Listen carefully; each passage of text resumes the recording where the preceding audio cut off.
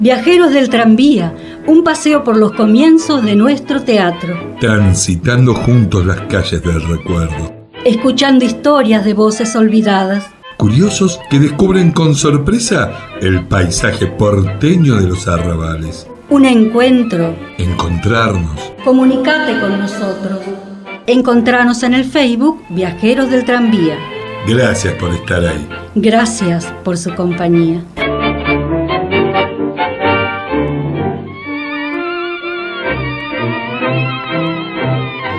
Acercan, saludando por la ventanilla, intentando robar protagonismo, nuestros actores.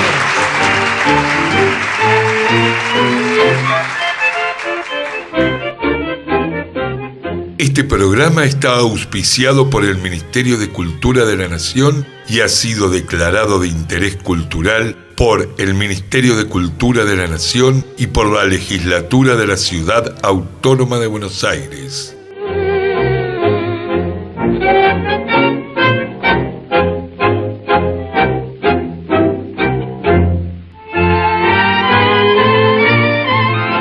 De las aguafuertes porteñas de Roberto Art, atenti nena, que el tiempo pasa.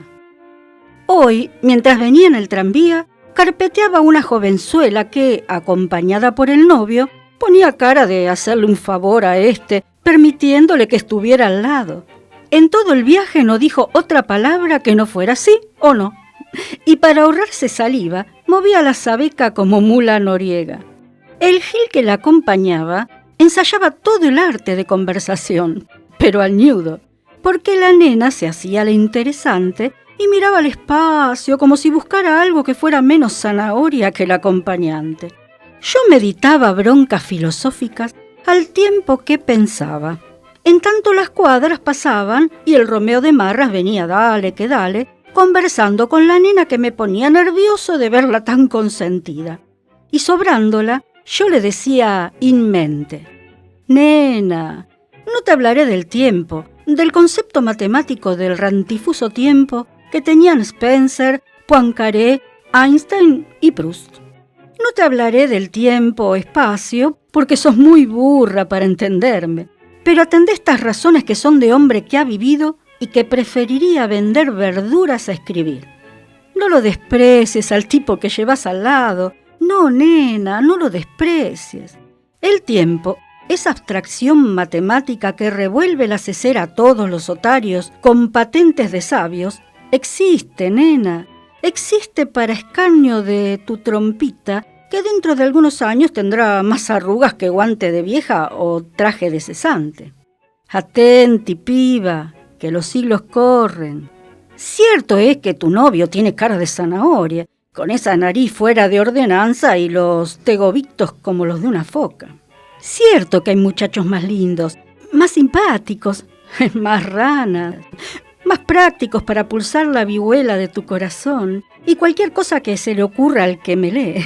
Cierto es, pero el tiempo pasa, a pesar de que Spencer decía que no existía y Einstein afirme que es una realidad de la geometría euclidiana que no tiene minga que ver con las otras geometrías. Atenti, nena, que el tiempo pasa, y cada día merma el stock de giles. Cada día desaparece un sonso de la circulación.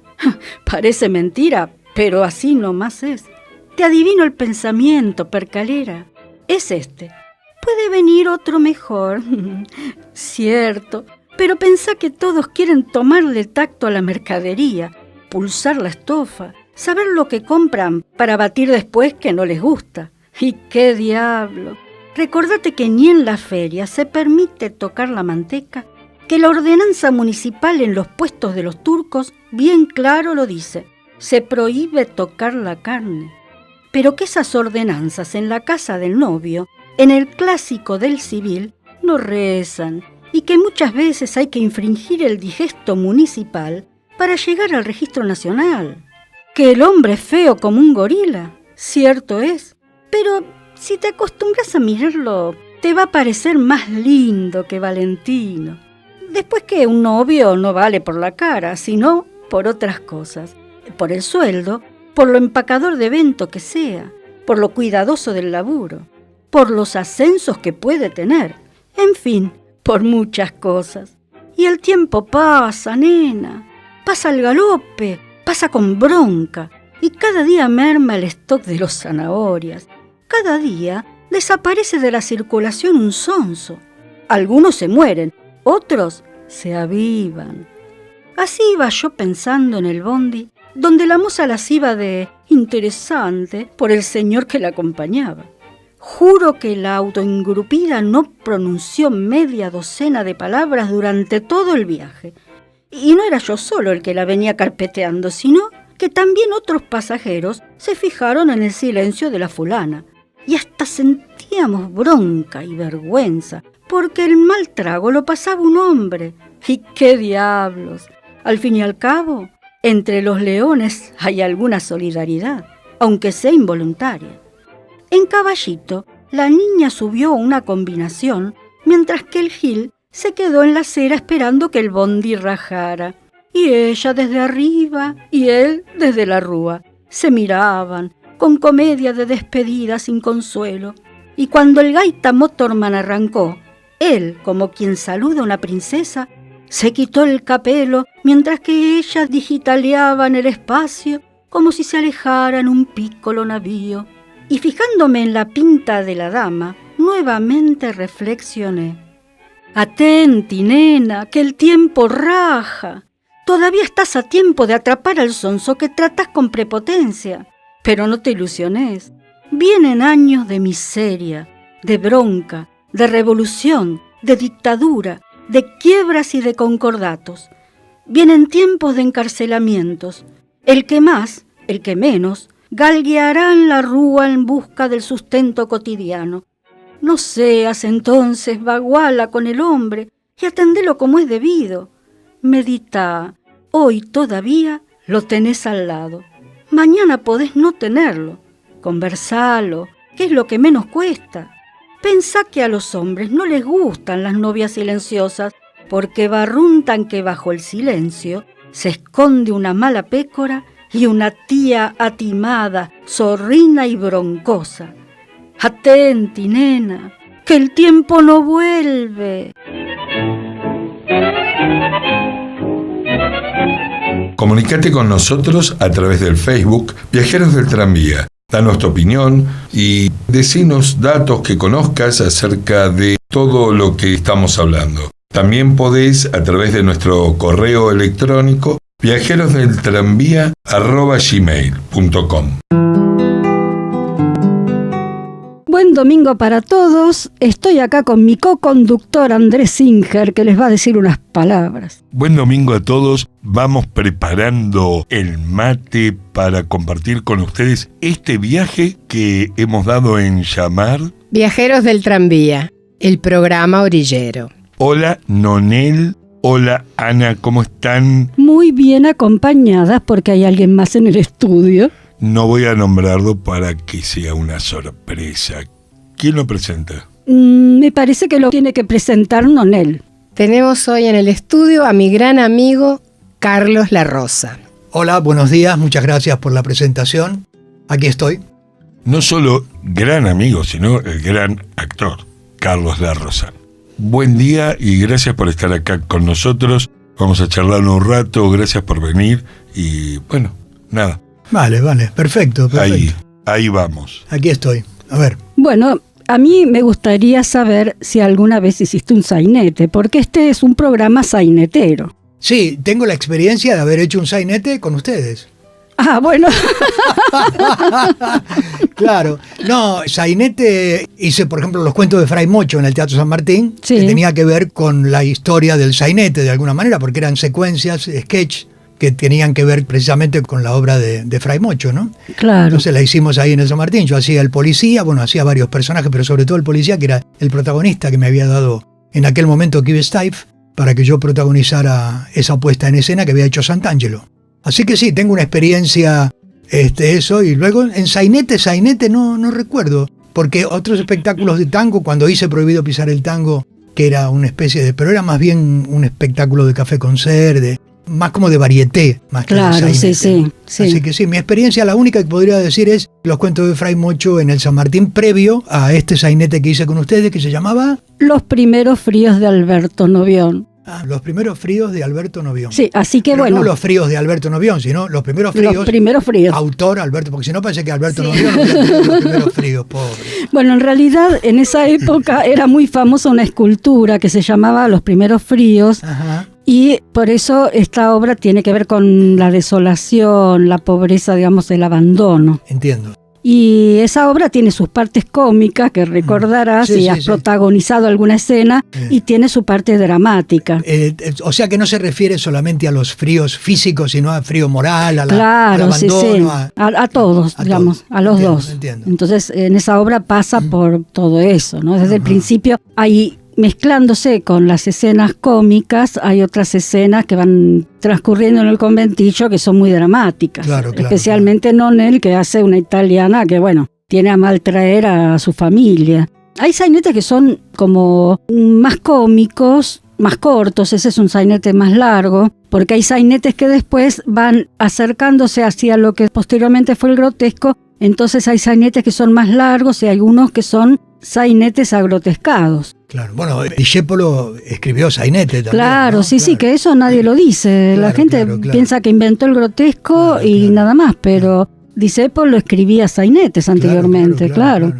Estamos hablando de Armando, ¿no? Sí, de Armando. Armando. Es más, yo digo que Armando Discépolo tiene mucho marketing, pero también había otros escritores que hicieron el grotesco paralelamente, como Francisco de Filipis Novoa, Claro. por ejemplo, pero como murió muy joven, Claro. el que más lo desarrolló fue Discépolo. Vos sabés que estando en Colombia, yo escribí una secuencia de mi primer novela, de Las Nieves del Tiempo, que luego no apareció en la novela, curiosamente. Estas cosas ocurren, me lo contaba una vez Tito Cosa, el tema de que a veces él comienza por una escena que luego no está en la obra, ¿no? Pero esa escena funciona como un disparador para posteriormente hacer el trabajo. Claro. Y yo escribí una secuencia donde hablaba de una realidad argentina, hablo del año 90, cuando yo estaba en Bogotá, una secuencia donde la relación era que Enrique Santos Discépolo, el hermano menor de Armando, había escrito Cambalache basado en Babilonia, en la obra de Armando Discépolo, ¿no? Claro, sí, La porque escribe es muy parecida. Babilonia en el año 25 y Enrique escribe en el 35, 10 años después,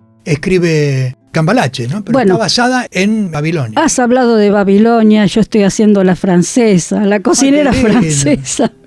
Ay, qué lindo. Ya Yo la te- hice en el San Martín. Yo Sí, hacía sí, el hijo, muy- el hijo del Cavaliere. Ah, sí. El hijo que se hace el borracho. Sí, y yo sentía que tenía mucho que ver Babilonia con el tango que hizo Enrique Santos Discépolo, así que bueno, ahora me has ilustrado porque yo sentía eso mientras la transitaba, claro, digo, tiene que ver. pensé, bueno, será por la época o porque a veces los hermanos, no sé, o sea, uno Sí. forma parte de la misma familia, habla de las mismas Claro. cosas y es lo que vive en su tiempo. Bueno, vos sabés que Armando tenía un problema con Enrique. Enrique Sí. era muy peronista y Armando no era nada peronista, con lo cual había ahí una pelea importante, ¿no? La primera grieta, se podría decir. De ahí, claro, Claro, perfecto. inauguran toda una, ¿no? Toda Qué una- actualidad qué que actualidad. tiene. Sí. Absolutamente. Y la versión que yo hice en el San Martín, el Cavalieri lo hacía José María Gutiérrez, el español, que es el que de algún modo lo arropa al hijo descarriado del Cavalieri, lo hacía Fernando Labat.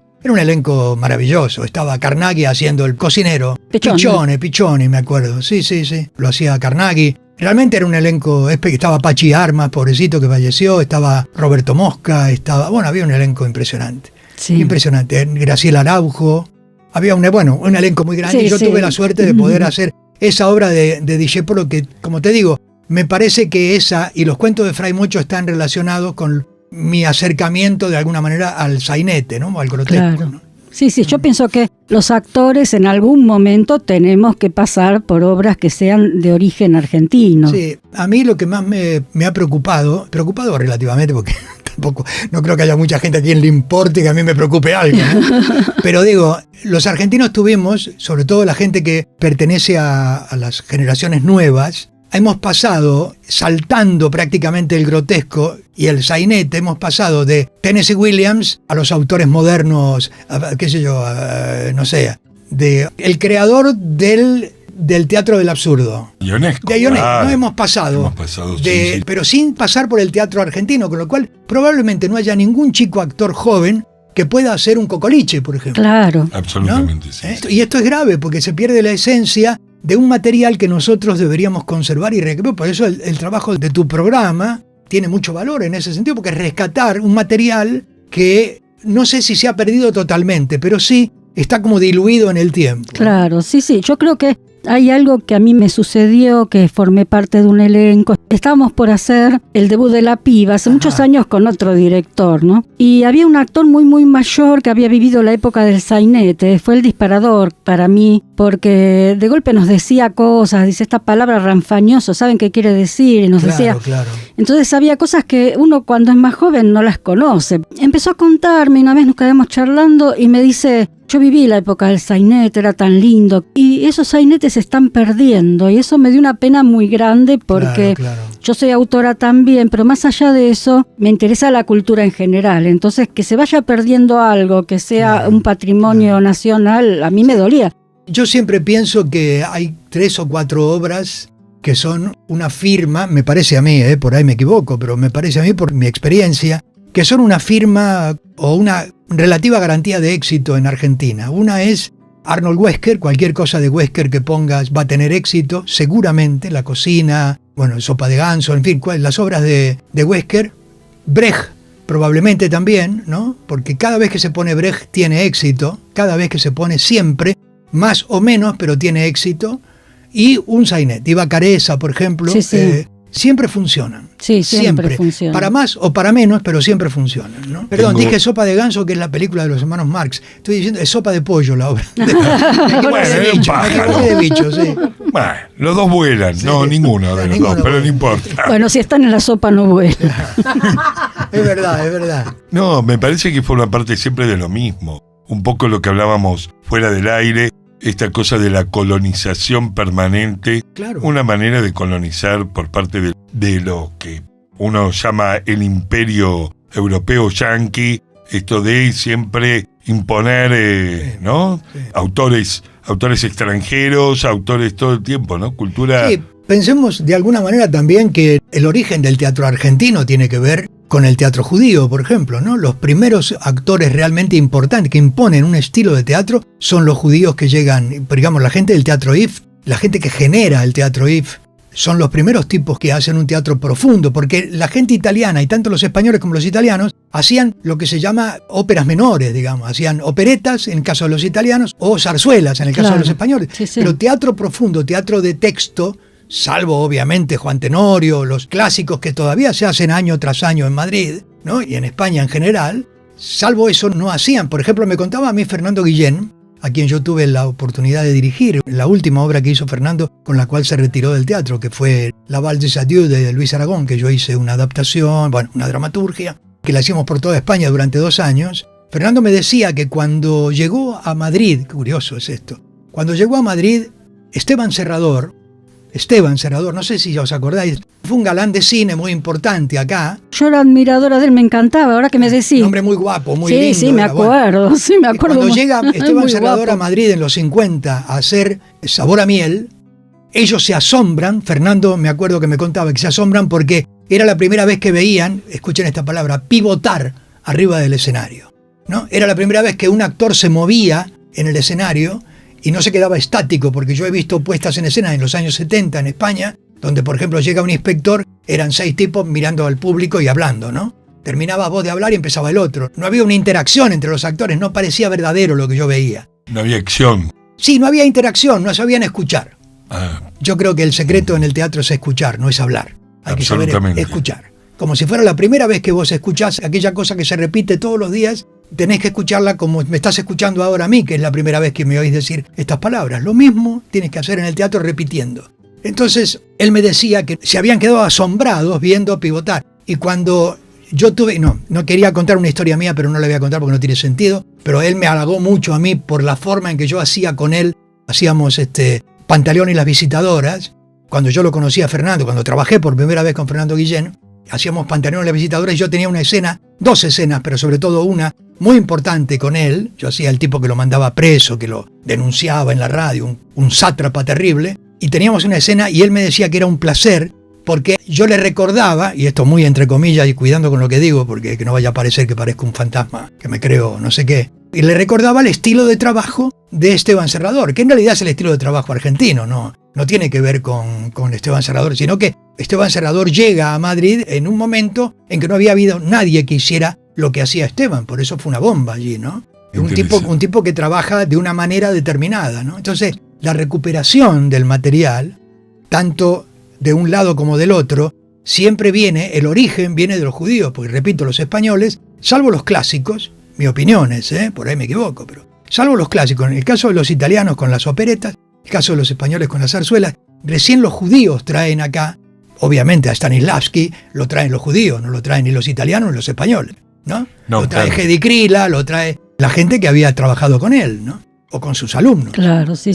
Sí, bueno, es ella un poco la que funda la primera escuela un poco más importante, ¿no? Sí, claro, en Argentina. La más orgánica, claro. Y Fessler, y también Fessler. Fessler después se fue a vivir a Costa Rica, creo, Fessler, y creo que estaba allí o murió, ¿no? La verdad que no sé si, creo que murió. Pero Fessler, que era el famoso dicho que cuando actuabas con él, estabas trabajando, haciendo una escena y te decía, justo, pero revés. Voy a tomar esas palabras para mi equipo. Justo, pero al revés. O Hedy Krila me contaba eso, me lo contaba Elena Tassisto también, que Hedy Krila te decía cosas como, usted chica, ¿por qué quiere ser actriz? Hay tanta profesión, puede ser abogada, médico, ¿por qué actriz usted, chica querida? Es una manera de destruirte totalmente en el trabajo.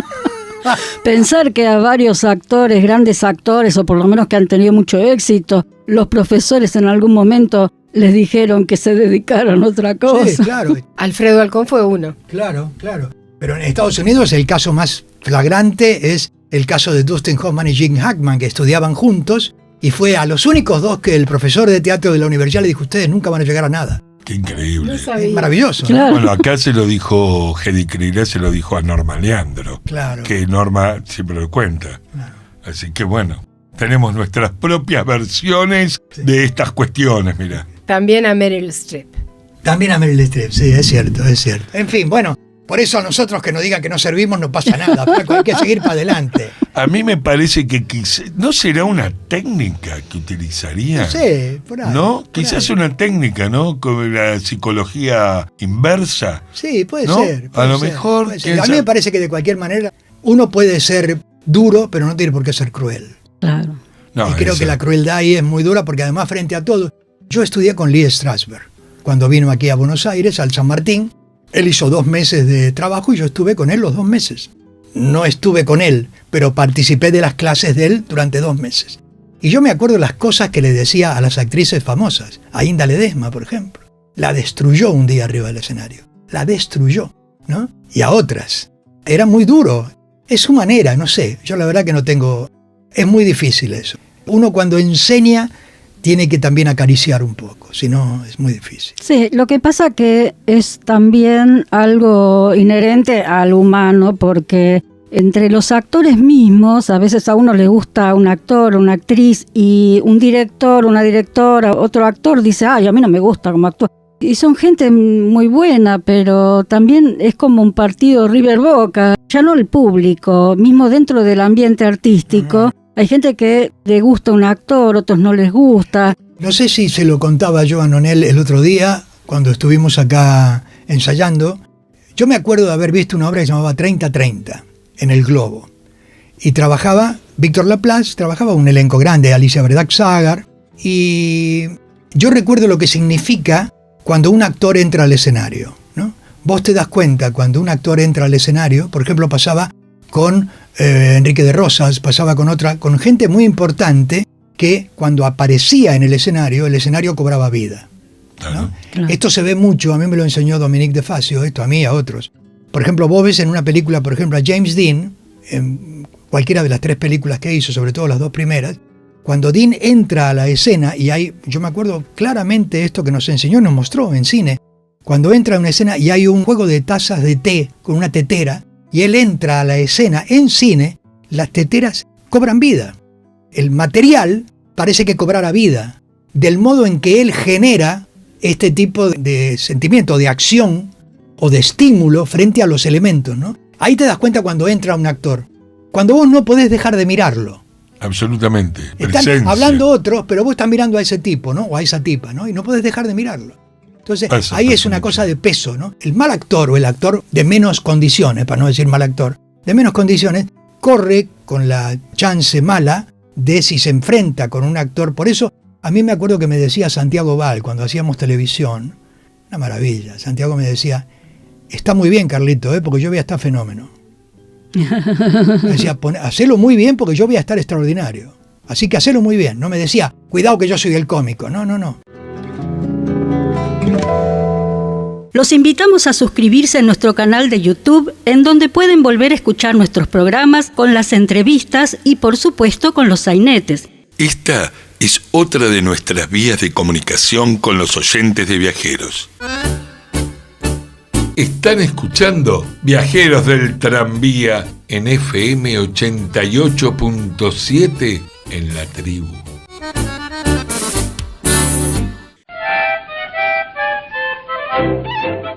Un día Aymara Bianquet, no sé si la conocéis, Aymara Bianquet, un día haciendo una cosa en Canal 11, también Aymara me enseñó algo, haciendo en Canal 11 una cosa con Langlais que se llamaba MEC, Médicos de Emergencias y Catástrofes, una serie que había, yo hacía el protagonista con Aymara de ese capítulo, y yo en esa época, la verdad que la televisión, yo le daba muy poca bola a la televisión, a mí me parecía una cosa tan intrascendente, yo la televisión la hago de taquito, y Aymara en un ensayo me dijo, te equivocás, esto que es muy malo lo tenés que hacer como si fuera Shakespeare. Sí, es cierto. Y me dejó, me acuerdo que me rompió la cabeza, porque dijo, tiene razón, vos aún a lo malo, a lo que vos crees que es flojo, le tenés que poner toda la energía y toda la pasión, porque si este trabajo no se hace con pasión no sirve para nada. Claro.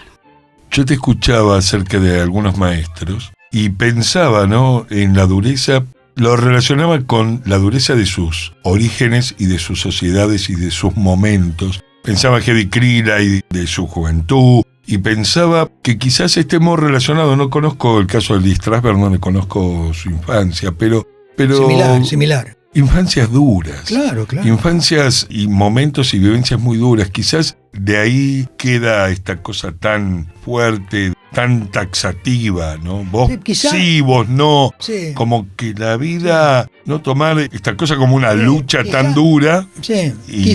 quizá tenga que ver eso con lo que estás diciendo. Estoy de acuerdo. Mirá, yo siempre he creído que este tipo es un loco. ¿Se puede decir malas palabras en este programa? Voy a hacer una excepción por vos. Vale. Yo decía, este tipo es un loco. No, perdóname, es un hijo de puta, que además es loco. No sé si me entendés lo que trato de decir. Absolutamente. ¿Entendés? No es así, es mi opinión, ¿eh? Yo digo, Sí. si vos sos una buena persona, sos un tipo sin reveses, por mucho que hayas tenido Yo estoy de acuerdo que hay gente a la cual la marca más, hay gente a la cual la marca menos. Vos podés tener un padre violador y obviamente te va a marcar, ¿no? Te va a Por marcar, supuesto, claro. ¿no? Pero si tenés una infancia dura, por pobreza, yo me acuerdo del frío, yo tengo el frío, siempre digo, como Julio Sosa decía, tengo el frío de años metido en el cuerpo. Yo recuerdo el frío que yo pasaba cuando era chiquito. Vivíamos en una casa que era como un conventillo. Yo tenía brasero, mi vieja tenía un brasero, ¿no? Que me cagaba de frío. El frío a vos se te mete en el cuerpo, no te lo podés sacar, pero sí lo podés superar. Entonces, el horror o el dolor de la infancia, o bien lo vas a ver con un terapeuta, o bien lo superás porque en el fondo tenés algo bueno. Pero eso debe depender de cada uno. Por eso te digo, claro.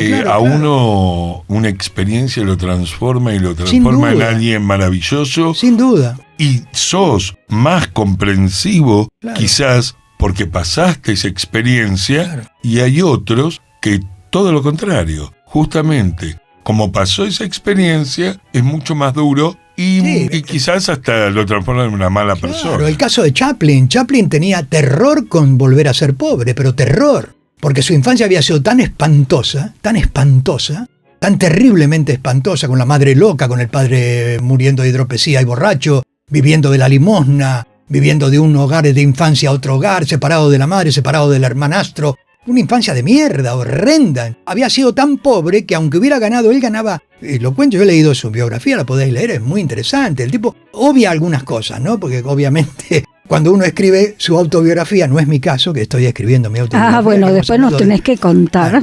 Digo, cuando uno escribe, a veces uno inventa un poco, o digamos, yo me acosté con Pepe. En lugar de decir me acosté con Pepe, dice yo tuve una experiencia, ¿entendés? No lo dice de verdad, ¿no? Porque, bueno, y Chaplin obvia algunos momentos, por ejemplo, lo más famoso, el caso de Fatih Arbuckle. No sé si vosotros sabéis de qué estoy hablando. Bueno, Fatih Arbuckle era un cómico, el gordo, que trabajaba en el cine mudo, una superestrella. Trabajaba básicamente con Buster Keaton primero, después Buster Keaton se abrió solo, y trabajó con Chaplin también. Era un gordo, le llaman Fatih, por gordo, gordito. Fatih Arbuckle era muy famoso. Bueno, en una noche de parranda, en un hotel, muere una niña, una starlet de 24 años, en una noche de orgía aparentemente. Lo culpan a Fatih Arbuckle de haberla matado. Hay un libro muy interesante que se llama El día en que se acallaron las sonrisas, que es la vida de Arbuckle. Lo culpan a Arbuckle de haberla matado, de haberle metido en la vagina una botella, una cosa muy fea. La tipa muere desangrada, pero estaba Chaplin en esa fiesta. Lo dicen, sin embargo Chaplin en su memoria cuenta que hoy le pasó algo a Fatih Arbuckle, qué pena, porque Fatih, ¿entendés? Lo hace como que él no hubiera estado ahí, ¿no?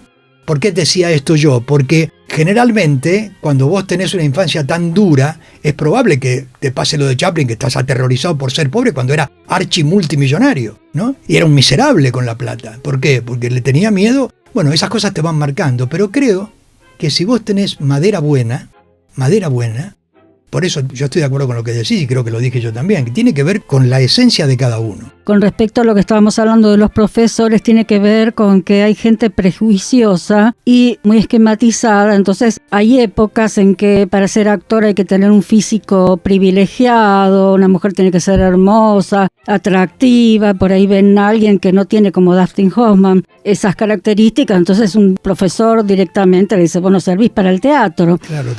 Sin conocer las capacidades que ese alumno tiene. Vos sabés, yo tenía un amigo, que no sé si habrá muerto, pobre, José Manuel Rial, en España, que era representante para que te des una idea, fuimos socios, llevamos a Peter Ustinov a Madrid, a Miguel Ángel Solá, a Jean-Louis Trintignant, a una cantidad de gente, estuvimos con Alain Delon en París, bueno. Pepe era actor, era muy mal actor, pero era actor, una pinta espectacular, argentino, pelo blanco, alto, 1,80 m y pico, un pintón del carajo. Pero estando en Italia, él se había ido a Italia primero, ¿no? Ese grupo de muchachos que se fueron de acá todos juntos, Alberto Berco, Alberto Dalves, Alberto de Mendoza, el cantor Alberto Cortés, bueno, Pepe, todo un grupo de amigos que se fueron todos juntos, a principios de los años 60, se fueron todos a vivir a Europa, ¿no? Entonces el flaco le decía al flaco porque era muy flaco, muy pintón, se fue a Italia, ¿no? Fue a hacer un casting, ¿no? Y cuando llegó a Cinecittà para hacer el casting, vio los tipos que estaban parados, ¿no? Esperando el casting. Y se fue, porque eran todos Vittorio Gassman, eran todos guapísimos. Yo qué carajo hago acá, yo soy muy lindo, pero al lado de esto soy un mono. Quiero decir, claro, tanto Halcón como Vittorio Gassman no podían hacer otra cosa más que ser actores, porque eran dos efebos. Alfredo era hermoso, era una cosa con el cuerpo, el alto, el pelo, la voz, la cara, el cuerpo, todo lo que tenía, claro, todo para ser actor. Das para príncipe, para ser de un rey en Shakespeare. El guapo del Vittorio Gassman lo mismo, claro. Era un animal grandote, una pinta de romano. Esos tipos. Pero ¿qué pasa? ¿Quién trabajaba más? ¿Los tipos que son iguales a Vittorio Gassman o los tipos que son iguales a Dustin Hoffman? Trabajan más los que son iguales a Dustin Hoffman. Claro. Porque los característicos son muy importantes. Sí. Había un actor argentino, Raúl Freire, que se había ido de acá, murió pobre. Se había ido de acá por el tema de los militares, se había escapado. Y en España era muy feo, pero muy feo. Tenía la cara toda marcada, tenía la cara muy arrugada, un tipo con una cara muy especial. Muy buen actor, pero una cara muy dura, muy difícil. Sin embargo, hizo todo el cine del mundo en España. No hacía protagonista, pero protagonista y personajes importantes, pero todo el cine del mundo. ¿Por qué? Porque no había tipo como él. Claro, bueno, uno lo ve en las películas de Hollywood también, claro, o sea, los que hacen segundos papeles y terceros, y hay algunos que están en todas las películas. Con lo cual, lo de ser demasiado guapo, te digo que no es una gran ventaja. Pero yo estaba hablando de que hay profesores con respecto a lo físico, con respecto con alguna forma determinada de hablar o de la voz, que en ese sentido discriminan. Y también están con el librito, porque yo me acuerdo, tengo un libro que me regalaron hace años, que se llama Mi profesión, de Sergei Obrazov, que fue un actor ruso en los años 20, y él invitó a Stanislavski a una función de títeres de muñecos, porque él se dedicó, después de ser actor para el Teatro de Moscú, al teatro de muñecos, porque fue su profesión, era lo que más le atrajo, a partir de que una profesora le hizo preparar un personaje para una obra de teatro a partir de un muñeco. Y entonces él empezó a experimentar con eso. Y Stanislavski está en unas fotos muriéndose de la risa viendo esa función de títeres. Y lo que comentaba Stanislavski, que en ese tiempo ya se empezaba a hablar del método Stanislavski y que los que lo enseñaban, él decía, no saben nada de lo que yo enseño. Claro. O sea, ¿cuántas veces hay actores que dicen, yo soy stanislavskiano? Sí. O profesores en Argentina que han enseñado con el método Stanislavski, cuando mismo en Rusia Stanislavski decía que los que enseñaban con su método no lo conocían bien. Además, él mismo después se arrepiente de la preparación de un actor y hace el método de las acciones físicas. Él mismo se da cuenta que lo que él planteaba era muy difícil y que en realidad, bueno, pero es muy largo de hablar. Sí, pero aparte quiero decir que hay mucha gente que en ese sentido lo toma en un aspecto sectario, entonces estoy de acuerdo. Discrimina y por eso también está que hay profesores que dicen, ay, vos no servís para el teatro a un alumno. Yo estoy de acuerdo con lo que decía Fernando Fernán Gómez en España, ¿no? Hay mucha gente con vocación de actor famoso. Sí. ¿No? O sea, hay mucha gente que hace esto, pero que lo único que quieren es salir en televisión. Cosa que, bueno, cada loco con su tema. Pero como yo le comentaba a él, a Andrés antes, fuera de aire, si el bicho te pica y te pica bien, no te lo quitas más de encima. Y los chicos que, no quiero discriminar tampoco, pero es verdad, hay mucha cantidad de tipos con vocación de actor famoso, que quieren ser famosos, nada más, notables, digamos, ¿no? Más allá de su condición. Me acordé de algo que yo pensé mucho tiempo y alguna vez lo leí en una nota de alguien que algo de teatro debe saber, Augusto Fernández, uno de nuestros próceres del teatro, y él sostenía algo que era, no existen los grandes actores, existen los grandes trabajos. Claro. Entonces, esto también, ¿no? Hay actores que tienen enormes trabajos, 1, 2, 3, y después por ahí se apaga Hay algo para mí más importantísimo en esto, y lo digo y lo repito, que es las grandes personalidades. Vittorio Gassman lo dice en sus memorias también, las grandes, como se llamaban en una época, los grandes caracteres, las grandes personalidades italianas de la época del finales del siglo XIX, principio del XX, eran personalidades. Y pasa lo mismo ahora, digamos. Vos ves a Robert De Niro o ves a Al Pacino, y siempre lo ves a Pacino y a De Niro. No te lo podés quitar de encima. Mientras que Hoffman desaparece detrás del personaje. Absolutamente. Siempre lo admiré porque entonces la diferencia es diferente, está en un tipo que en realidad el actor, yo insisto cuando doy clases o cuando hago teatro, cuando dirijo, a la gente no le importa lo que te pasa a vos. Le importa lo que le pasa al personaje. Claro. Con lo cual, cuanto más desaparezcas dentro del personaje o detrás del personaje, más importante va a ser, no le importa qué le pasa a Andrés como Romeo, sino qué le pasa a Romeo.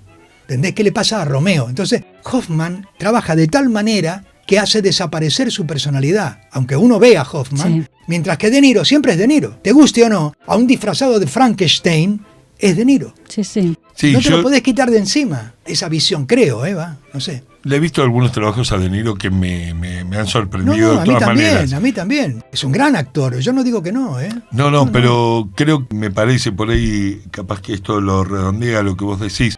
Para ciertos actores, lo importante es su trabajo. Para los grandes actores, lo importante es la obra, el espectáculo. Por lo tanto, desaparecen, como creo que vos decís, para que crezca la obra. Claro. Su trabajo. Claro. Su trabajo es hace mejor. Crecer la obra, claro. Es mejor cuando la obra crece. Claro. Y no su trabajo llama la atención. Porque el trabajo que nosotros hacemos, Andrés, es un trabajo colectivo. Te guste o no te guste, es un trabajo colectivo. Si nosotros llegamos a hacer este proyecto que se me ha ocurrido... pero contarle al público. Ahora le cuento, de los sainetes, en realidad lo que tenemos que hacer es un gran trabajo en conjunto, porque aunque yo esté muy bien y yo sea el mejor de todo el mundo, la gente va a decir, ay, qué bien está Carlos, pero qué obra de mierda, ¿entendés? Bueno, entonces justamente. Yo creo que tiene que ser un trabajo donde todos, por eso es un trabajo en equipo. Mirá, había una actriz muy famosa que murió hace poco, que era Nati Mistral, y Nati Mistral te quitaba de la luz, te empujaba para ponerse ella en la luz. Esta manera de actuar es una mierda, ¿entendés? Por mucho que fuera una gran actriz. Yo me acuerdo, había un actor, Rosenmacher se llamaba, uno muy grandote, no me acuerdo el nombre ahora, que hizo con ella una obra que trajeron acá de España, que lo pusieron un elenco acá, no me acuerdo cómo se llamaba, y que él me contaba que un día la empujó. Un día la empujó, porque dijo, me tiene podrido, me saca todo el tiempo, se pone delante y me quita de la luz para poner una cosa de enferma, ¿viste? Y hay mucha gente así. Yo trabajé con un actor español, voy a decir el nombre, total acá no lo conoce nadie, que se llama Joaquín Kremel, a quien lo tuve que un día agarré y decirle, mira, como me llegas haciendo esto, te pego un empujón y te tiro a la platea, ¿eh? Claro. No me jodas conmigo. Sí. ¿No? Y era el protagonista absoluto de la obra. Pero ahora vamos a hablar de ese proyecto y quiero que me hables un poco de tus memorias, porque Vale, se nos acaba el hablo. programa. Andrés quería decir algo antes, perdón. No, lo que quería decir es que es un trabajo en equipo de gente con mucho ego. Porque de alguna manera yo entiendo que la persona que, y esa creo que es la parte más difícil, que se sube a un escenario para que lo iluminen, Claro. lo miren Sí. Y lo y aplaudan. lo aplaudan. Claro. Si no hay un ego importante, amigo, Sí, no, pero yo no hay creo que manera. yo creo No. que yo como director, por ejemplo, te hago resaltar tu ego haciéndote hacer un gran trabajo. Porque si no, por mucho ego que tengas, aunque estás ahí, sos un palo, la gente dirá, mirá qué fanfarrón este tipo, pero no sirve ni para espiar. Absolutamente, pero la confusión creo que viene por ese lado, Sí, estoy es de muy acuerdo. difícil. Bueno, este es un Todos trabajo. tenemos nuestras plumas, ¿no? Sin duda, y este es un trabajo que tiene mucho que ver con eso. Bueno, hay gente que está contabilizando la cantidad de texto que tiene que decir y si el director le saca una línea, se pelean por esa línea que le saca el director. Una persona con mucho texto puede aburrir al público Sin duda. y un buen actor o una buena actriz, Te casi cuento- sin nada, es el que lo Te cuento una entretiene. historia, yo era muy amigo del Gordo Viale, de Oscar Viale, Sí. muy amigo, fuimos muy amigos en Europa, acá también, que yo. El Gordo me contaba que cuando él escribió Mi Cuñado, la primera versión que hacían Bianco y Osvaldo Miranda, Bianco y Miranda se contaban las líneas. Se contaban las líneas y lo cagaban a pedo al Gordo. Sí. Le decían, ¿cómo este tiene 40 líneas y yo tengo 38? Es como el lugar. Bianco y Miranda, estoy Claro. hablando de Ernesto Bianco y de Osvaldo Miranda, Es como- no estoy hablando de André y yo. Como pelearse por el lugar en el cartel. ¿Entendés? Claro. Claro. Aquella cosa que hubo en el Teatro Nacional, no sé si te acordás, creo que era Nélida Roca y Nélida Sí, no Lobato, me acuerdo. que era una ruleta. Y era Nélida Roca, Nélida Lobato, Nélida Roca, Nélida Lobato. No, eso para no que lo- no fuera ninguna a la derecha o a la izquierda, Claro. sino que rotaba el nombre totalmente. Bueno, estas pelotudeces Sí, ocurren. claro. Pero fíjate que estoy hablando de dos grandes actores, algo que era Bianco, ¿no? Sin embargo, se contaban las líneas. Sí, Esto me lo contó sí. el Gordo Viale a mí. Pero yo a Bueno, veces pienso que cuando se trata de actores, bueno, conocidos, famosos, muy buenos actores, no digo que esté justificado, pero bueno, pero cuando son gente que está estudiando teatro y de golpe lo incorporas a un elenco y vienen con ese tipo de pretensiones ya desde algo tan básico, uno dice, bueno, qué personalidad, porque pretenden a veces que, ay, poneme la luz acá para que el público me vea y esta escena la quiero que pongas una música y que me arrastren porque... Pero a ese y- señor hay que echarlo. Sí, No sirve señor, para señor, o sea que hay muchos que... Señora, váyase a su casa. Claro, pero... Ilumínese con una lamparita, no me moleste. Yo estoy Pero, y estoy se para piensan todo. que son el mejor o la mejor Sí, pero actriz hay y cuánta gente no hay tienen ni que se cree experiencia eso, cuánta también. gente Yo hablo de la Pero también personalidad. hay gente que se cree la mejor secretaria. Bueno, yo me voy retirando, hoy tengo un poco de actividad, los dejo en las manos de la dueña del programa, la luz de este proyecto, Ana María Elisa, el gran actor, Carlos La Rosa. Ándate de una vez, Bueno, Andrés. me fui, chau, Nonel. Chao. Bueno, ahora que se fue Andrés, yo quiero que me cuentes algo de tus memorias y del proyecto del que hablaste, de Sainetes. Bueno, mis memorias. A ver, empiezo y lo digo rápidamente. Se me ocurrió escribir mis memorias porque del mismo modo que escribí un poema que se llama En el final del viaje, siento que uno llega a una edad provecta y que a mí me han pasado tantas cosas desde que nací en Pompeya y vivía en un barrio y pertenecía a una generación que realmente vivió. Yo nací en el 46, con lo cual toda mi infancia hasta el 56, 57 era como ahora si ahora vivieras en un pueblo en el campo, ¿no? Pompeya era un pueblo, era un lugar de gente. Bueno, entonces mis memorias tratan de ese origen mío, de todas mis experiencias teatrales, que entonces básicamente me refiero a eso, no a otra cosa. Algunas experiencias amorosas también, de los cuales por supuesto no cito nombres, sino que pongo iniciales, y allá, como que dice, al que le quepa el sayo que se lo ponga. Claro. Tanto en hombre como mujer. No hablo de romances con hombre, hablo de que a veces menciono a hombres que han hecho alguna cosa conmigo, no quiero decir traicionado, pero sí que me han fallado en algunas cosas. Yo creo que me han fallado, pobres por ahí, ellos creen que no. Pero bueno, así que mis memorias las estoy trabajando con mucho cariño, digamos. Sí. Me voy acordando de cosas, es curioso también eso. Y también estoy trabajando, que no te lo comenté, sobre la historia de María Esther Gamas. Ah, mira vos. Porque tengo un libro muy prometido a ella en los años 80, cuando yo vivía en los años 90, cuando vivía en su casa. Yo soy como un hermano para María Rosa Fugazot, ¿sabes? Somos como hermanos. Nacimos el mismo día con algunos años de diferencia. Y qué gran actriz que es. Y gran persona, Sí. el 20 de diciembre, los dos. Y entonces, bueno, somos como hermanos. El domingo pasado estuvo almorzando en casa. Entonces, yo viví en casa de María Rosa cuando vivía María Esther todavía. Y tengo grabados como 8 o 9 cassettes de 90 minutos, los viejos cassettes, con una especie de reportaje que yo le hice. Entonces estoy trasladando al papel sus comentarios, su historia. Es muy entretenido, muy divertido. Además, escuchar a la vieja hablando de sus aventuras amorosas y de sus cosas teatrales. Claro. Realmente impresionante, claro, todo el camino que ha hecho, tanto en Argentina cuanto en Cuba, en México.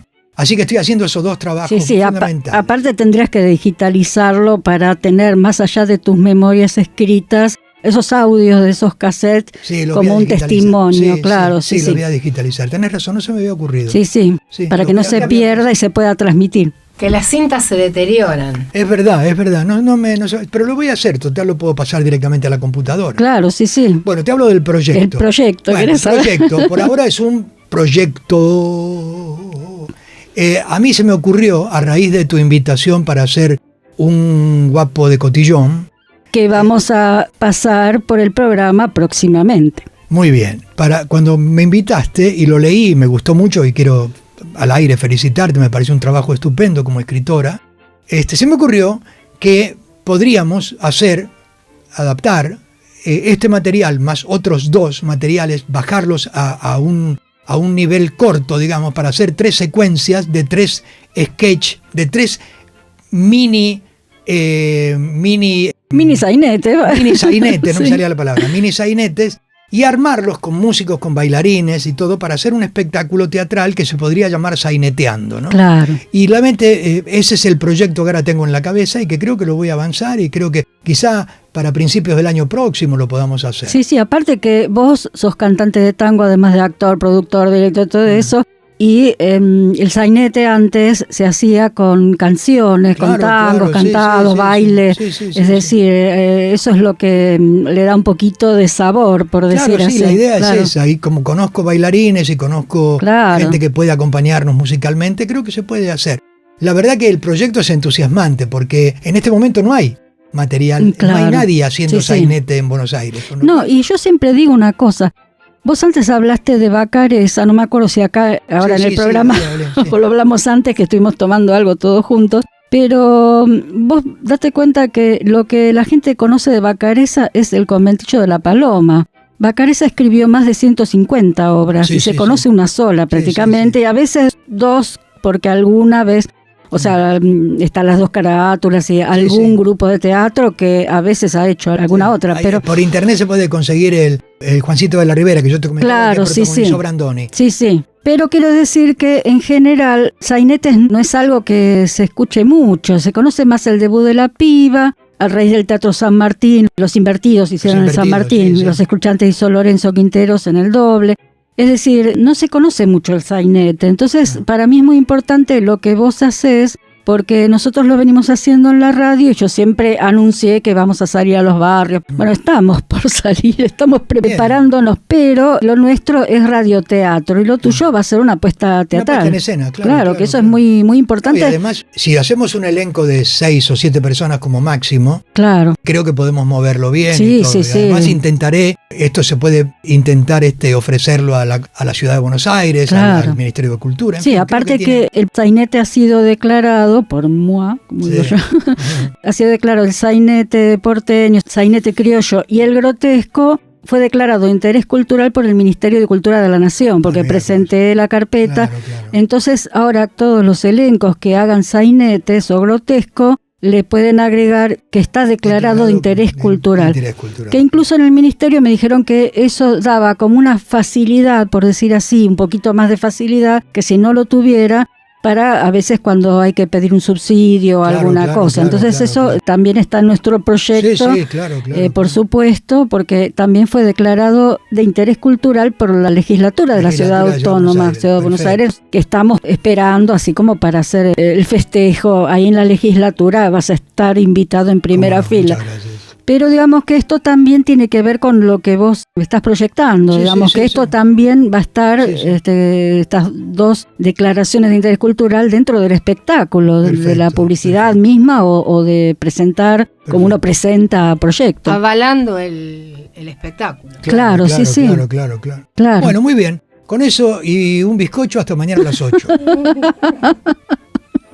Bueno, yo la verdad que encantada de haberte tenido nuevamente en el Gracias, programa porque el público que habrá estado tan entretenido puede escuchar otra entrevista que le hicimos a Carlos La Rosa en el 2016 Sí, señora. y lo buscan donde en nuestro canal de YouTube Viajeros del Tranvía. Muy bien, muy bien. Así que bueno, muy contenta por haberte tenido en el programa y te dejo que despidas vos al público. Yo lo despido acá hasta la semana que viene. Bueno, ¿y Noel cómo se despide? Donel les dice que tengan un buen domingo. Muy bien, yo que soy el invitado aquí y no soy el invitado de piedra, como en el caso de Juan Tenorio, les digo que tengan un buen domingo, gracias por escucharnos, felicito a este programa porque realmente hay pocos programas que manejen la cultura con la autoridad y el talento que se maneja aquí, y agradezco de verdad la invitación y espero que todos los que hayan oído este programa y los que lo oigan lo pasen bien como lo hemos pasado nosotros haciéndolo. Muchas Bueno, gracias. muchas Buenas gracias noches. a vos. Buenos días. Gracias a vos. Adiós.